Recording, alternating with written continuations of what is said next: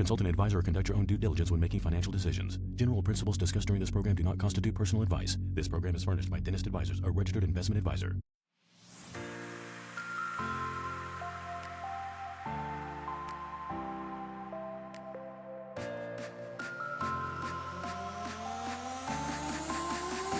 Welcome to the Dentist Money Show, where we help dentists make smart financial decisions. I'm a guy named Matt. I'm here with the brain, Will Gochner. Will, how are you? Pretty good. Good morning so far. We got snow outside, so we're living Winter living life. is finally here in Utah.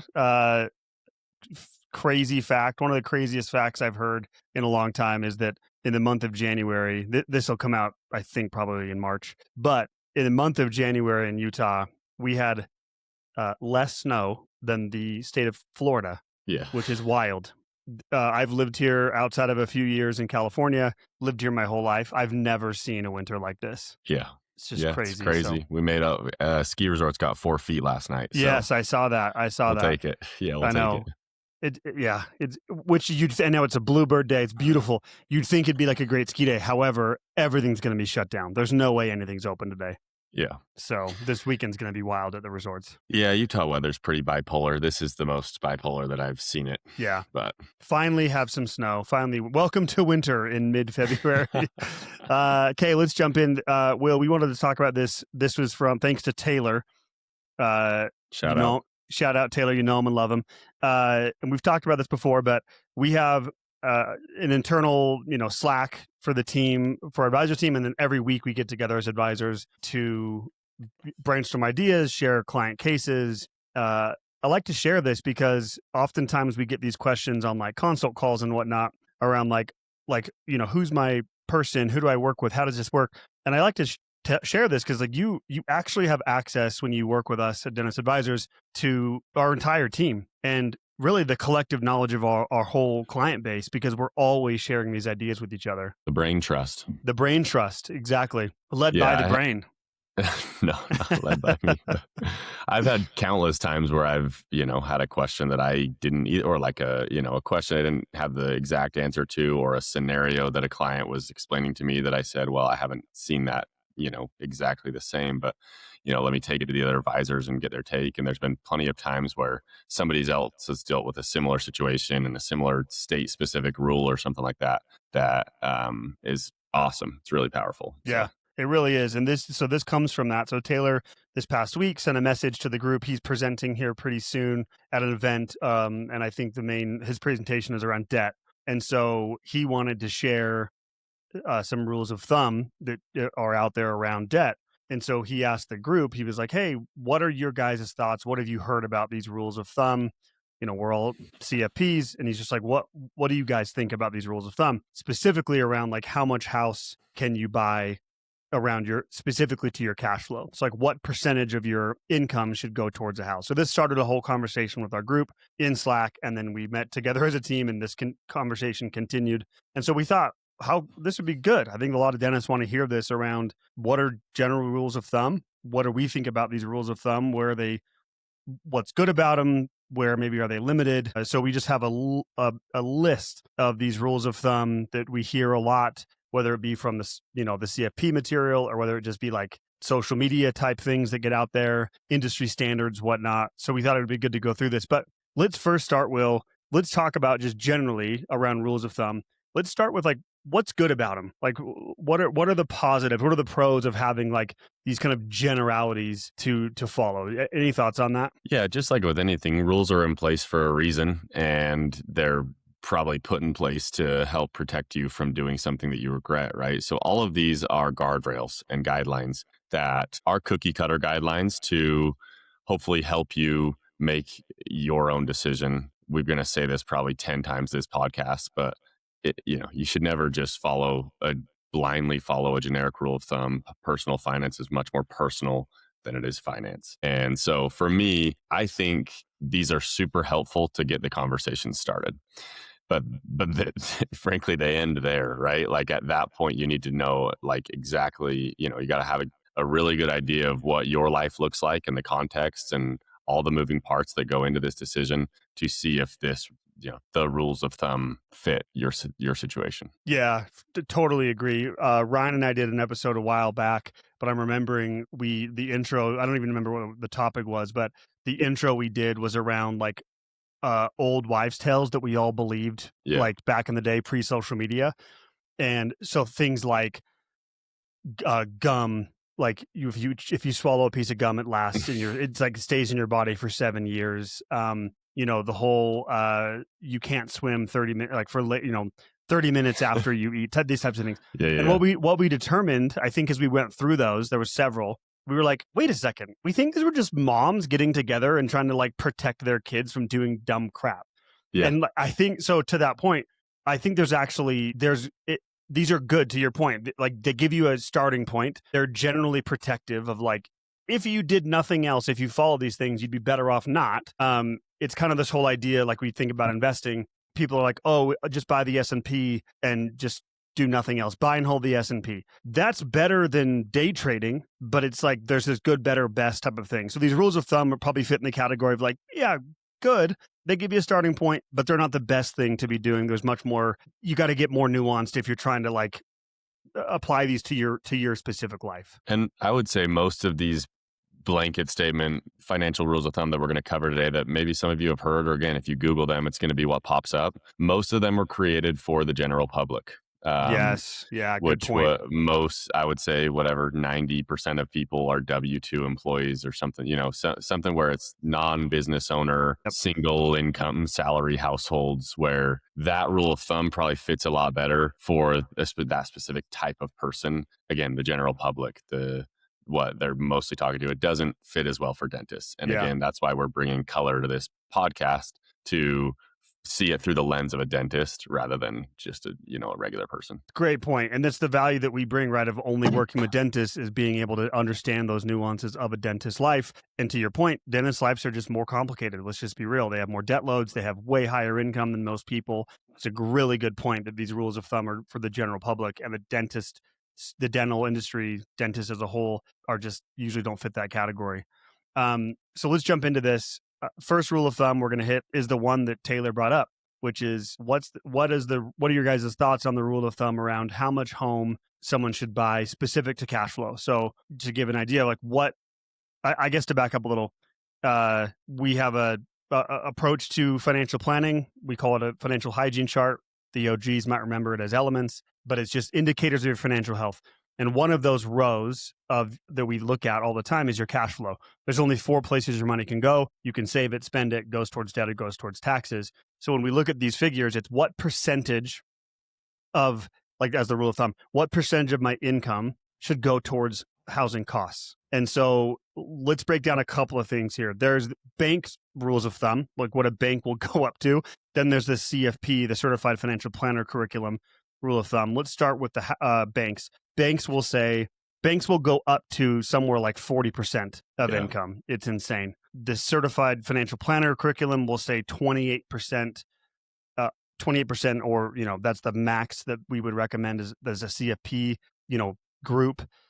So 28% of your total income going towards housing costs. And then I like that you added this, Will, 36% total debt to income ratio is what the CFP says. What are your thoughts on this rule of thumb around, again, banks, what they say, what CFP says, and just all these numbers? Yeah, banks are happy to give you as, a mortgage. They're thrilled to make the interest off your payment. So they're going to be a little more aggressive to say like, yeah, we think you can get approved for more house than you maybe can afford on paper. We get this question all the time. This is probably every single client has asked us this question in some way, shape, or form at some point in their life. And I think every human who goes to buy a house will ask this question in some way, shape, or form, right? How much house can I afford? And it's a good one because it's something that you're always trying to figure out. I think you're right. So the 28% for the CFP threshold is the maximum. Anything below that is obviously good. And then the 34%, was it, for the debt 36. 36 for the max debt that you can have. And again, you've got to include the 28% housing in that 36% number. Oh, just quick thoughts on that is like, I think it's high for dentists, right? And the reason being is if you have to fit 100% of your, what you just talked about, your savings, your spending, your debt, and your taxes into income, and you're already giving away 30% to your house. We haven't even started talking about student loans. We haven't started talking about business loans. We haven't even started talking about car loans yet, which we'll get to. Think of like adding these percentage points, right? So maybe 20% goes to your business loan and another 5% goes to your car loan, another 5% goes to your student loan. All of a sudden you're at like a 60% debt to income ratio, and it happens quickly, right? And so, you know, the I guess I would say just rule of thumb for dentists is you got to shoot for a lower percentage. There's some caveats there, which I'll let you hit, maybe early career and those kind of things when your income's just getting started. Those are my initial thoughts. Yeah. Let's put some numbers to this. Let's say you're making $250,000 a year, and we're always going off of gross, so before taxes when we think about this.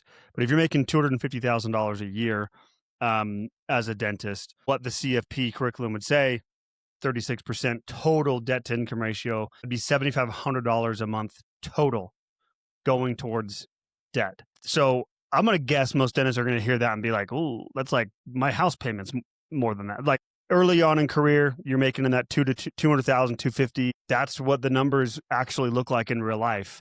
Is that, and to your point, Will, that's student loans, that's car, that's house, total 36%, and only 28% going towards housing. If we look at that figure, 250, we're saying 28%. That's, let me give this to this in, so that's $5,800 a month at $250,000 a year in total housing costs, just to give some real numbers there. The caveats that you talked about that we went over as a team. So I guess let's back up. Our rule of thumb at Dentist Advisors would be closer to 20%. Yeah. Right? So we're saying closer to 20% if you're for housing costs, 20% of your income going towards your home would be a safer figure. And again, the reason being is you've just got so many other things to worry about. Student loans, if you're a practice owner, all the debt that comes from that. If you want anything left over to save, we need to keep that percentage lower. The one caveat that you referenced that we talk about is if you're younger, chances are your income's going up over time. Let's say you're early practice owner or even early associate. I'm comfortable personally having that percentage be a little bit higher, like in the higher 20s, knowing that it's not like once your income grows, that percentage comes down. So I'm okay with that early on, but just not pushing it too high. Right. The one thing that I hear people regret all the time is like, I wish, twofold to this conversation. One is like, I wish I would have bought more house when I was younger because now my income's higher and I can afford a larger house, but I'm kind of in this smaller house that doesn't fit our family very well. And now it's going to be tougher to make the jump to a larger house. Yep. The flip side of that coin is income doesn't go up, or your income has already gone up, and then you stretch yourself for a house that you maybe is a 28 to 30 to 35% of your income, and you start feeling house poor. Everyone knows what that word means. And it's a bad feeling, right? It's a bad feeling to feel house poor where all of your monthly, all of your extra money is tied up in this house. And yeah, you like your house, but in a way, you would hope that you have some more wiggle room. And if your income is already capped out, it's tough. It's tough to be stuck in house poor because then you can't go backwards. You can't move. You can't go to a smaller house. You kind of feel stuck at that point. So yeah, I also think that mindset of I should have bought more house is like the epitome of hindsight's 2020, right? It's like, well, yeah, we're all saying that. We were all saying that when interest rates were super low and houses did nothing but go up. The landscape's changed somewhat. I will say there is an argument to be made now if you're a younger dentist trying to buy a house that waiting longer to get a bigger, nicer house that you'll be in longer, I think there's a legit argument for that. Like save more, like the idea of the starter home for a dentist, that might be changing a little bit where it's like rent a little longer, rent maybe in a couple more years, save some more money to buy that bigger house. I think there is an argument to be made for that. Where before with interest rates so low, and again, housing was going crazy, I think it's easy to look back like, man, I should have bought more. It's like, well, yeah, if I would have known that, it's like Right. it doesn't help because you didn't know that at the time. Right. I guess I'll just add one more thing. I think that's perfect. Just, I like to look at it less as the housing ratio, that 28%, and more as the debt ratio, the 36%. And I think dentist advisors, we probably say it's somewhere between, your total debt should be somewhere between 25 and 35. It's a pretty big range, I would say, of your gross income. So your income before you pay any business debt. And so for practice owners out there, that 20 to 25 to 35 includes your business debt. So your situation is going to be different than anybody else's situation. If you bought a larger practice, you're going to have a higher business debt. Maybe that means that most of your 35% of your debt to income ratio is covered in business debt, so you can't afford as big of a house up front Until you grow your income. Until you grow your income, or until your business debt starts falling off, because your business debt might be on a 10-year loan, and then you get, once that 10-year loan finishes up, you get $10,000 a month or more back in your cash flow. So there's some nuance there, obviously, but we like to look at it as an overall debt ratio, because then you can kind of fit the puzzle pieces together. Say, do I have higher business debt, or do I have no business debt? Then can I afford more debt on my house? Do I like fancy cars more than I like a fancy house? Those are all different things that we can figure out, right? Yeah, love it. So true. That's great. I think we covered two big ones there. Let's talk about, so with that mindset of total debt, the next one's a little bit unique because we don't usually fit this one in debt. We fit it in the spending side of things, burn rate, but cars. So the CFP rule of thumb here is that you should not spend more than 5 to 8% of your total income on your cars. What are your thoughts on this one? We get this question all the time, is like, how much car can I afford? Irresponsible to buy this car with $1,000 payment. Probably.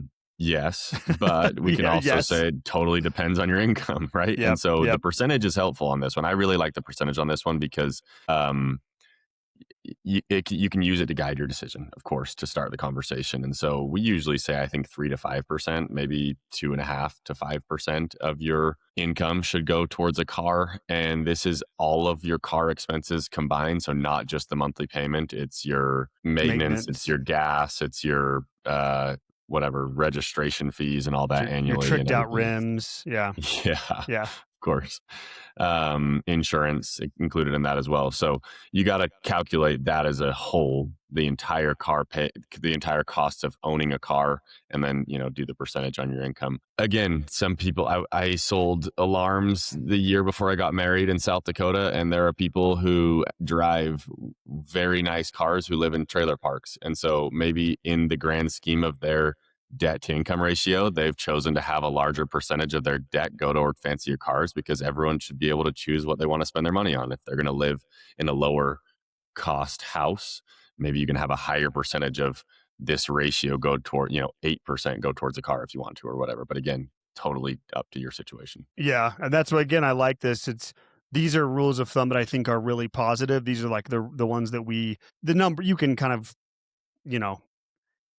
debate the actual percentages, but I think it's good to at least have, these are the best ones in my mind of like, yeah, you should be thinking about this and how it applies to your income and to your point, your values, and like what, I'm not a car guy. I don't care about cars, so I don't need some super fancy car.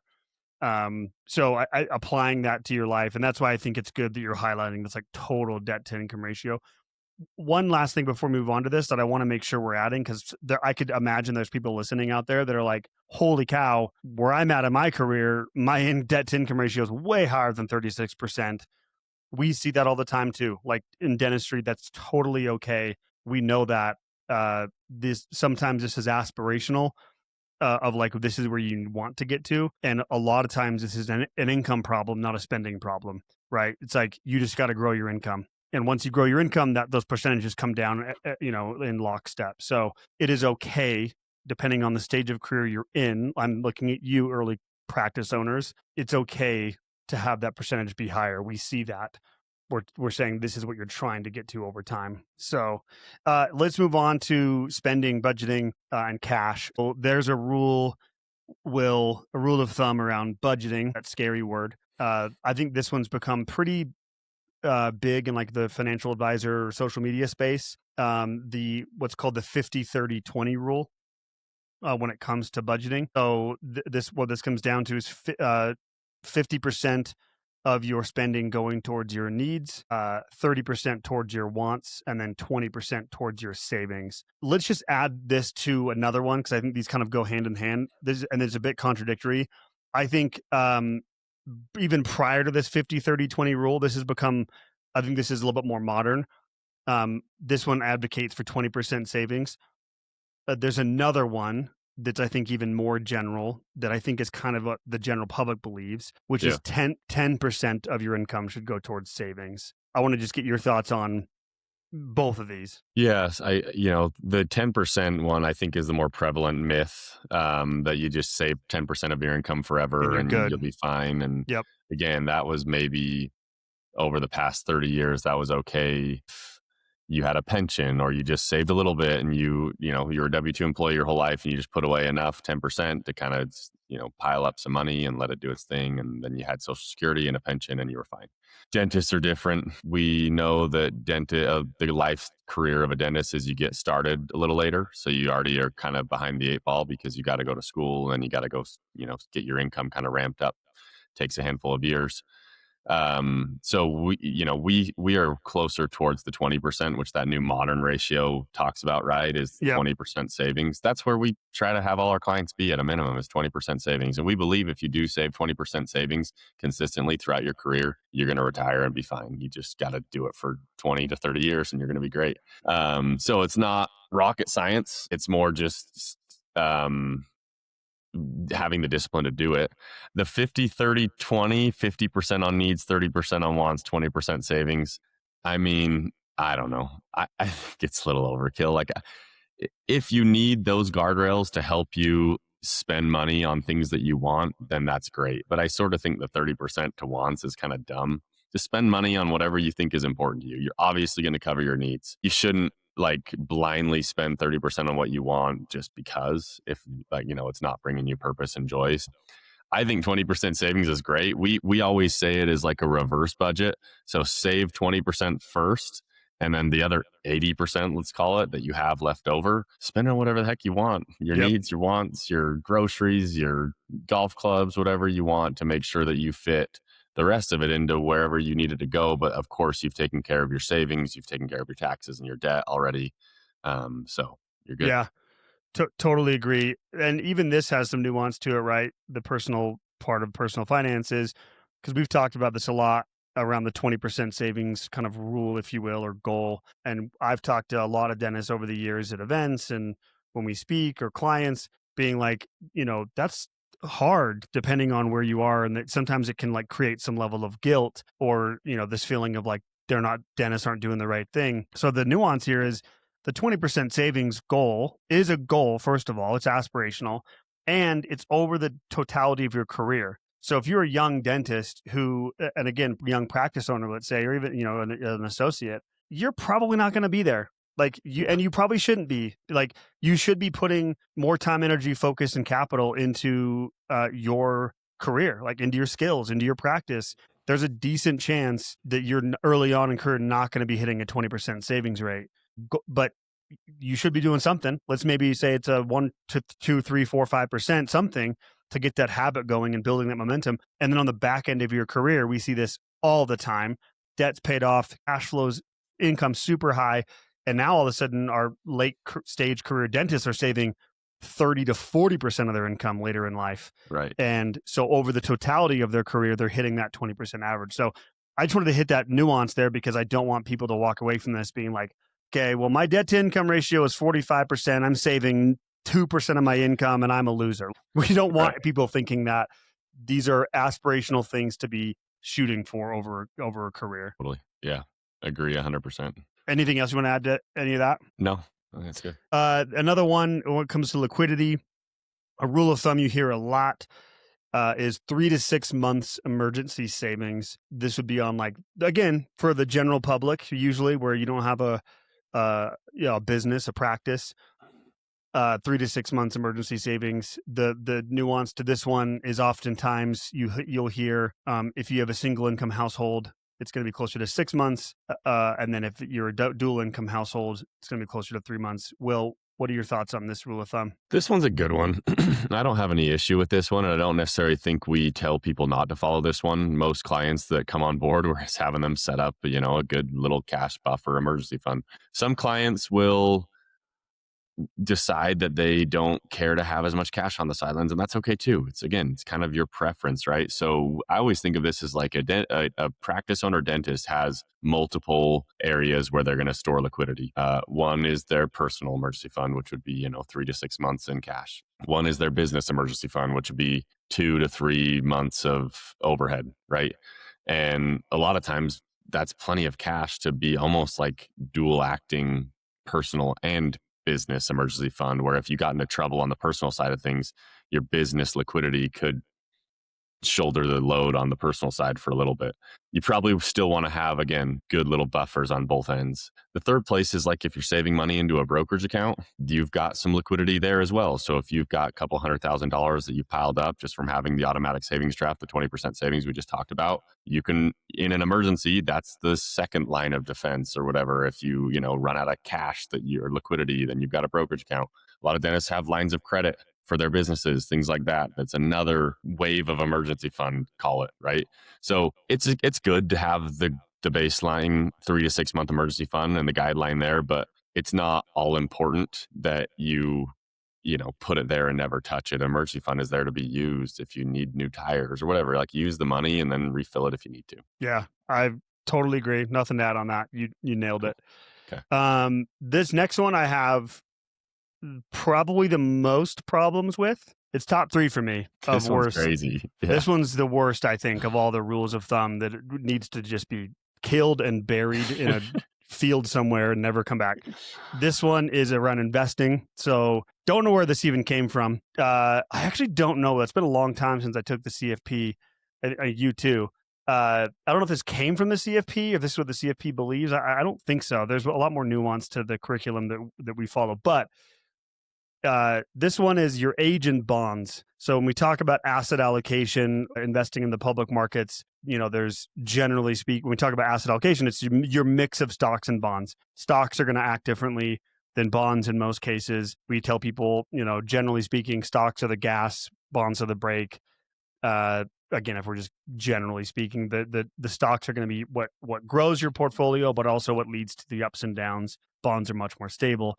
So a rule of thumb that's been out there for a long time is, when you're trying to figure out in an account what should be my mix of stocks and bonds, it's you take 100 minus your age, and then what's left is going to be your percentage of equity, stocks versus bonds.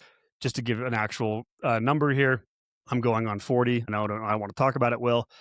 In this case, I would, if I was at my age now and I was just said, how do I invest this money? My brokerage account, let's say, or my IRA, whatever, I'd be 60% in stocks and 40% in bonds as a 40-year-old based on this rule. I cannot tell you how stupid this rule is, but I want to hear your thoughts. Yeah, it's good. I was curious. I just looked it up. It came from Jack Bogle. Jack Bogle. Well, now I feel bad. I really do. I'm a Jack guy. I like Bogle. I think it was a pretty old school thought. So he said, he's the founder of Vanguard, and the origin was the rule of 100. So basically just said 100 minus your age is how much you should have in stocks, right? And the rest is in bonds, obviously. And then he said, or rule of 100 is undocumented, considered gospel that emerged over time in wealth management. Bogle popularized the specific age minus age equals bond percentage formula as a simple way to invest. In his later years, he noted that this threadbare rule worked well for him, though he eventually suggested a more aggressive 120 minus age for equities to count for increased life expectancies. Yeah. Okay, well, now I feel bad. I didn't know it came from Bogle. 120 minus age would put you in an 80-20, which I think we still would disagree with a little bit, obviously. It's closer. We'd probably be maybe 140 minus age or something like that. And I don't think we should put a blanket statement on it, but it's more just your asset allocation is something that you can move around throughout your life, it's important to have a really good plan and path on when you are going to take your foot off the aggressive gas. But for most dentists that are young and getting going, and even like mid-career dentists and even late career dentists, a lot of times the nuance is there to say, let's keep our foot on the investment gas because we have all these other things on your balance sheet that are taking risk off your plate. And it's not a rule that can apply to dentistry as it would to the general public. One thing that I love is a lot of times when you're a business owner and you sell your business, you can use that as a catalyst to making your portfolio more conservative. So if you sell your business for $1 million or $2 million or whatever you're going to sell it for, you can take a chunk of that money after tax and throw it into bonds and immediately take your overall portfolio into this more conservative allocation. A lot of dentists will use timing throughout your life to take their foot off the gas, but I definitely don't think you should follow this rule with them. Yeah, this one again, R.I.P. Jack Bogle. He's done so much for the industry for real, but this one is so bad. It's so bad. Like there's so much more that goes into this. You've just highlighted a bunch of it, and there's so much nuance for a specific dentist. What's going on in your life, your cash flow, your overall, your business strategy. What are you doing with your practice? What's your exit strategy? What are your goals around leaving money to your kids? What's your asset location? What different types of accounts do you have? We could go on and on and on around this idea of like, what should your mix of stocks and bonds be? But this one's really bad. And I think the reason I say that is, and I'm probably more on this now, is I imagine a 45-year-old, 50-year-old dentist following this rule and what we've seen over the last 3 years in the markets. And let's imagine they've built up a good sizable portfolio across these different accounts. And again, they're 45 or 50 and they're just following this rule blindly. It's life-changing money, what it's costing you over time. We're talking multiple seven figures over time when you have a run like we've had. I cannot stress enough how much I dislike this rule. I just can't. Did I do a good job of stressing that? Yeah, it's good. There's just so much more. This should be a conversation with your advisor. If you're not working with us, talk with your advisor. Make sure you have a good plan. We've interviewed so many like prospective clients or new clients that are like, yeah, I don't trust the stock market. My dad was supposed to retire in 2008, 2009, and then the market tanked and it ruined his whole retirement. My question to them was if you were going to retire the following year, then why were you in 100% stock allocation? Yep. So there's some nuance here. Obviously, like you want to make sure that you have the right allocation that takes the right amount of risk for your age and understand why you're taking that risk and what it's all for. And if the market does turn, then just making sure we've got time to let it come back. Yeah, totally. And by the way, I've got clients who are near or in retirement who are still 100% allocated to equities because their specific situation allows for it. They don't need that money. It's for, there are so many things that might be the case for some dentists, depending on what's happening with the other assets on their balance sheet, their real estate, their practices, things like that. So don't follow this rule. Talk to an advisor. That's the message here. Okay, next one. Speaking of investing, this is kind of a rule of thumb around only invest in what you understand. Do you have thoughts? I have thoughts, but I want to hear if you have a reaction to this one. Yeah, I just think it's not. It's just not even remotely true. Part of the beauty of the global stock market today is you don't have to understand everything and you can just coexist with the global stock market and take the returns as they come and the good with the bad and know that over time, over a 10, 15, 20-year period, the market is going to go up. You don't have to be an expert. You don't have to be a genius. You don't have to be a rocket scientist to invest in, the maybe upcoming SpaceX IPO. Who knows? Like, you don't have to understand it all and you don't have to drive a Tesla to invest in Tesla. So it's all just to say that's a dumb rule. Yeah. I totally agree. And you're speaking in the public market terms, talking about public markets. I think this is a good chance to say we've mentioned this many, many times, but I think it bears repeating. There's really only three places to invest your money, right? There's private markets, real estate, and then public markets. And a dentist should invest in all three. They generally have private and real estate down by the time they're in their mid-career because they they own a practice, they own a business, that's a private investment. They own a home, they sometimes own their building, whatever. They've got that down. Where this rule I don't think applies very well is in the public markets, to your point. I think this can lead dentists down a road of especially in the private space, making some big mistakes. I will say speaking of the private space, where I do think this can apply and where we kind of push dentists to think about this is when we talk about invest in what you understand. If you're going to really over index in the private markets, again, your practice being a part of that, I would say invest in dentistry. Build up your practice, buy another location. Don't go out and Will, I'm not going to mention anything specific of recent from recent clients. I don't want to call anybody out, but we've seen a lot of big mistakes in dentists reaching for, let's just be honest, horrible investments in the private space that they know nothing about. And I guess my thing is, if you're going to over-index in the private space, it should be in what you know, which is dentistry.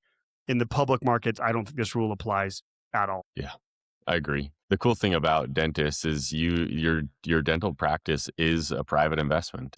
It's a business that you own, right? Just like any other private investment out there, a business that's not You're publicly CEO. traded that you own. Yeah, you're the CEO. So, yeah, I agree with that. We see a lot of dentists have a lot of success investing in dentistry, like maybe another location or, other tangential dentistry related investments because you have access to them and you do understand the products or the things, right? It doesn't mean go invest all your money in these up and coming loops that are getting created or going in to try to chase all these private opportunities inside of dentistry. What it does mean, if you're driving the car and you're in the practice, then you have a much higher chance at a larger ROI on the private side than you do the public side. So we're huge advocates of reinvest in your business, grow your business. It's going to be the best thing you ever do. It'll give you more income. It'll create a larger asset value for yourself. So invest in what you know in that sense, your dental practice. Exactly. But, from a public perspective, don't worry about it. And I think this brings up kind of another nuance that you've referenced here that's not on the list, but this tension between, do you get rich off of concentration or do you get rich off of diversification? Advisors like us and our team, we advocate very much for diversification, but where I think sometimes gets lost in that is this nuance around concentration is actually what makes you rich or builds your wealth. Concentration in what you know and in your skill set and in your private business, growing your income, that's actually the engine that is going to build your wealth. What you use to protect your future and to protect that wealth and to remove yourself eventually from the practice is going to be diversification on things like public markets, which means inherently, if you're properly diversified, you're not going to invest in what you know. It's just not possible. That's not the idea of it. But concentration in your private business absolutely is the foundation of you being able to build wealth. Yep. So it's not these things they're not competing with each other. Right.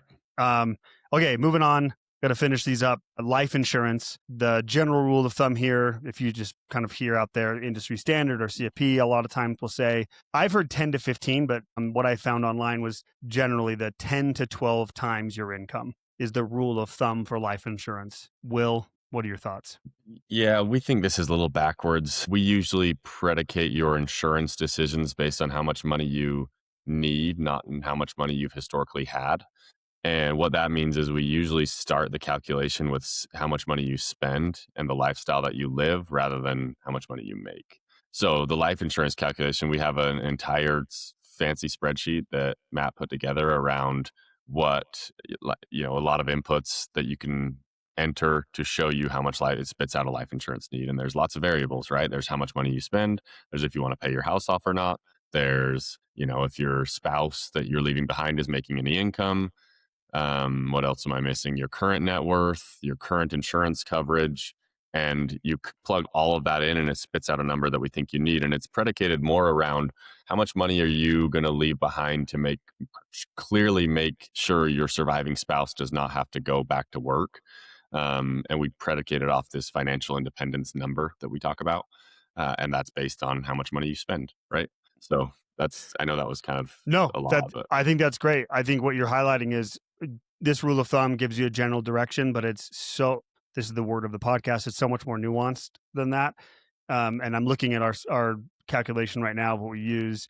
You're right. It's, I'm just looking at the inputs: annual spending, annual spouse earnings, your annual mortgage payoff, depending on if you want to pay off your house, your adjusted spending, the multiplier, which is the years of support you want to leave for your kids. Then it comes up with your lifestyle retirement need or replacement need. But then you've got to add back your mortgage payoff, other debts, college funding, legacy and lump sum gifts, total gross income need. That's what it comes up with. Then you'd subtract out your existing life insurance and then your usable net worth, which would be your liquid assets. So just going through that right there really quickly, it's like you can't use it 10 to 12 times your income. It should be so much more specific. That we've gone through this with clients before where it's like, no, you don't need it. You don't need life insurance. You just don't need it based on this calculation. So a lot more details on this one than just following this general rule of thumb.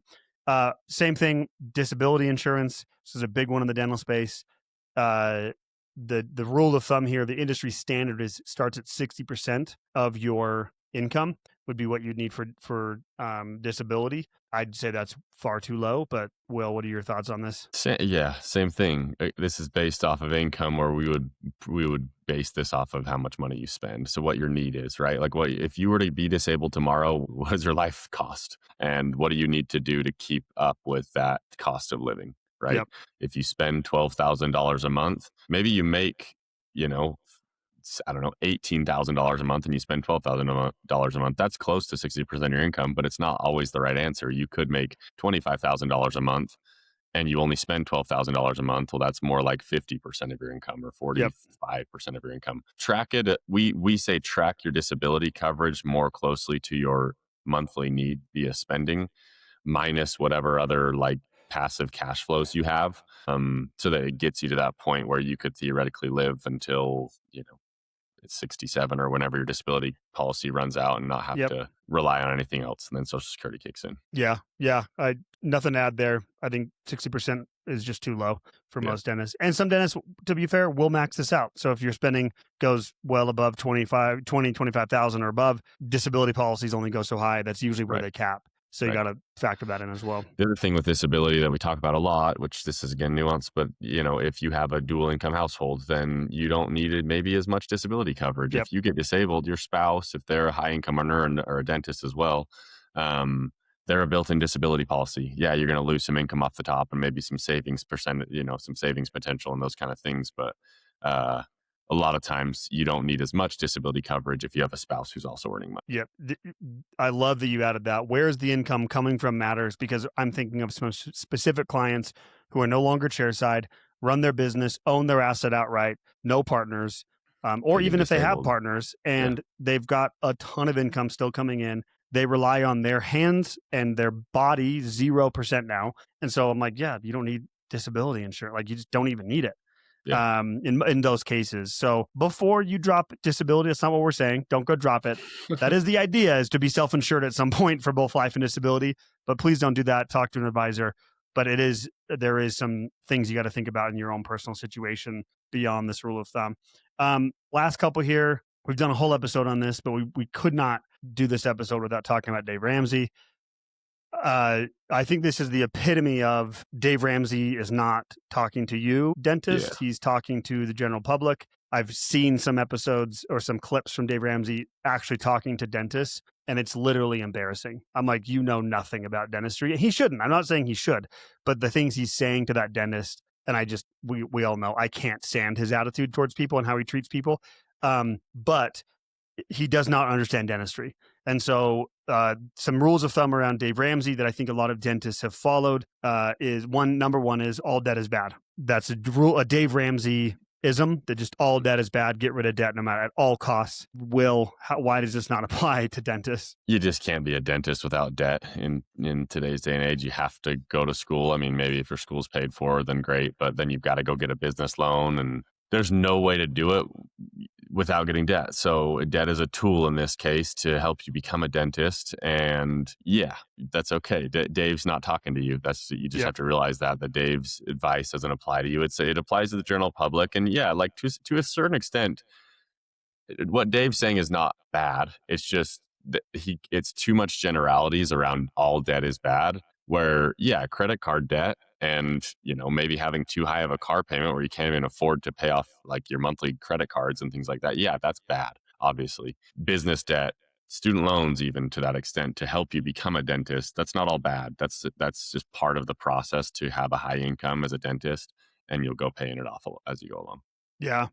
I agree, but there's this concept I heard on a podcast a while back called there's this theory of like advice hyper responders, and here's what it means, and here's why I think sometimes I'm not going to say his advice is I'm not going to use the word dangerous, but here's where it can be concerning sometimes, and it kind of involves this theory of advice hyper responders, is especially in dentistry, the dentist who has the mindset who's going to listen to Dave Ramsey are the ones who probably are already like the ones that are going to respond to that are probably the ones that don't need to hear that advice. Like they're going to feel guilty. They're going to be like, they're going to at all costs pay off their debt at the risk of their business or the risk of their overall wealth, path to wealth. The ones who are not going to listen are not going to listen anyway.